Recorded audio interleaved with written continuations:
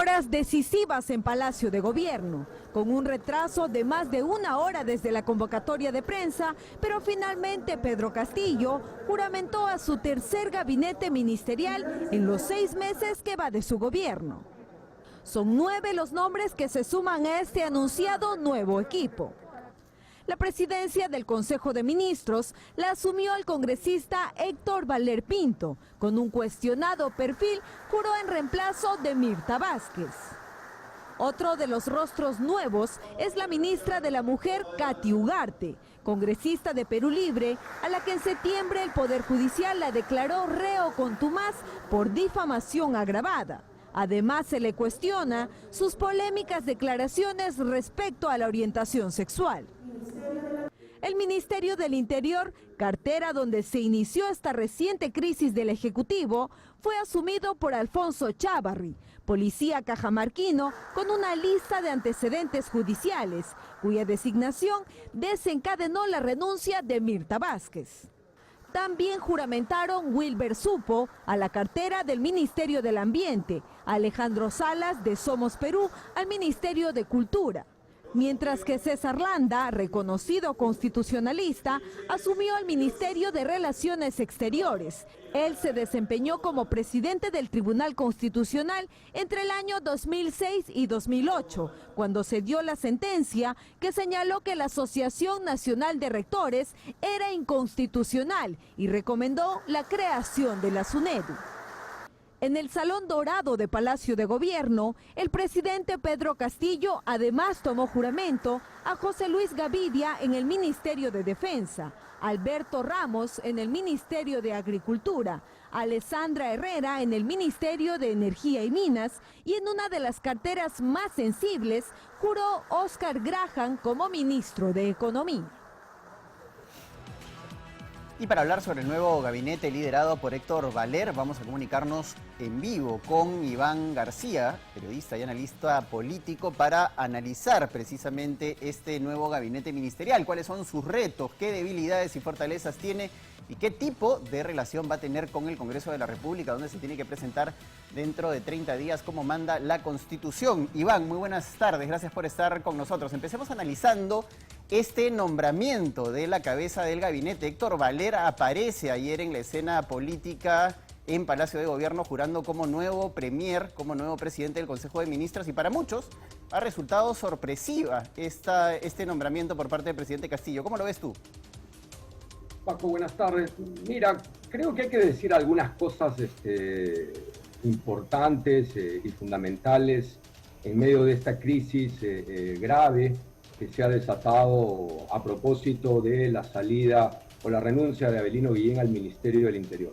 En primer lugar, el gabinete Valer no resuelve la crisis política, porque la crisis política ha estado y sigue estando en el despacho presidencial, es decir, en Pedro Castillo y su entorno.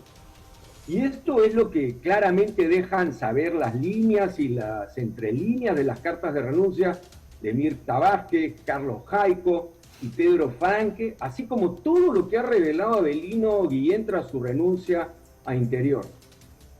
Y del escaneo en curso de los nuevos ministros, Premier Valer incluido, asoma ya un gabinete en promedio más cerca de las sombras que de algún pálido y fugaz resplandor. Lo que quiero decir con esto es que el gabinete Valer es un reflejo, casi como un espejo, del despacho presidencial, es decir, de Pedro Castillo y su entorno.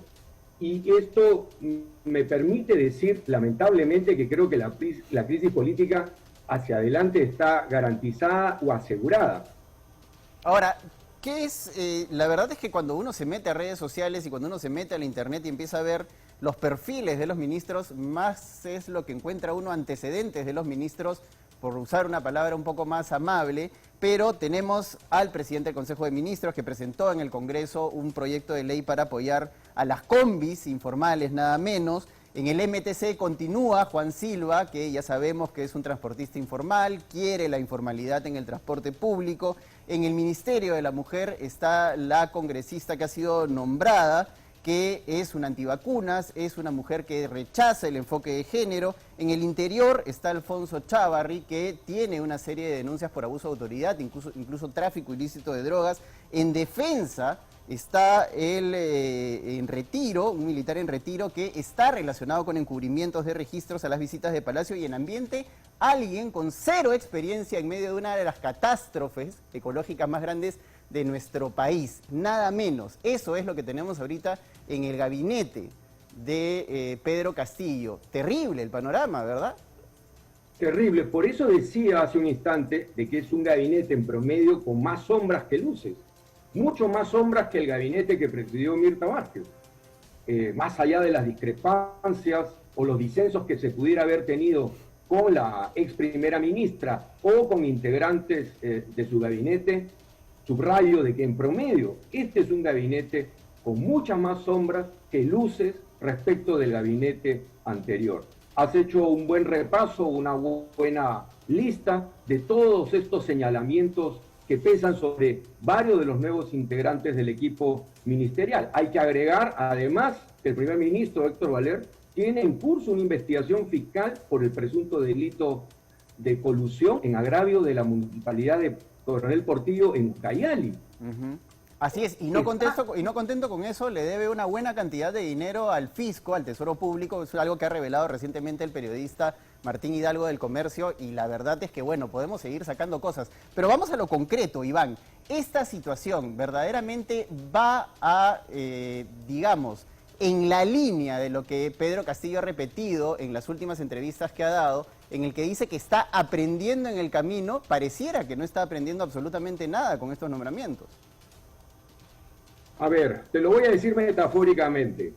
A estas alturas, Pedro Castillo se asemeja cada vez más a la aguja de la brújula en el Polo Norte, que es este nuevo gabinete. ¿Ok? Creo que Pedro Castillo no está de ninguna manera, a la luz de la composición de este nuevo gabinete, haciendo un aprendizaje siquiera remotamente mínimo respecto de lo que es la responsabilidad y la gestión del máximo cargo público en el país. Ahora, lo que resulta también alucinante, Iván, es que en medio de las cartas de Guillén, de Vázquez, de Jaico, anteriormente las declaraciones del exministro Béjar, la izquierda continúe negando la responsabilidad que tiene en esta situación y más bien culpe a la derecha o continúe culpando a la derecha de obstruccionista. Ayer lo hemos visto en el Twitter de la señora Verónica Mendoza. Es cierto lo que señalas. Creo que buena parte de la izquierda termina delatando que es prisionera de un ideologismo que le pone anteojeras para ver lo que es evidente y lo que es obvio. Este es un gobierno que simple y llanamente demuestra cada día más una enorme incompetencia y una enorme incapacidad y también una gigantesca insolvencia para hacerse cargo de las gestiones fundamentales de gobierno. Eso creo que es indudable y objetivamente inapelable el día de hoy. Pero hay que decir algo más, que evidentemente estará pues subordinado a cómo se muevan los actores políticos en los días u horas siguientes. Y es que mira, Paco, en el gabinete que preside Héctor Valer hay varios asuntos que son verdaderamente llamativos por su incoherencia, por su inconsistencia. Y es que si uno mira política e ideológicamente el gabinete, el que encabeza Héctor Valer es en buena cuenta un gabinete popurrí, casi un cajón desastre. La coherencia y cohesión van a ser agua más temprano que tarde a falta de talentos y liderazgos políticos. Si uno lo mira por el lado de agenda social, este es un gabinete en el que evidentemente sobresale un talante conservador que es transversal a izquierda y derecha.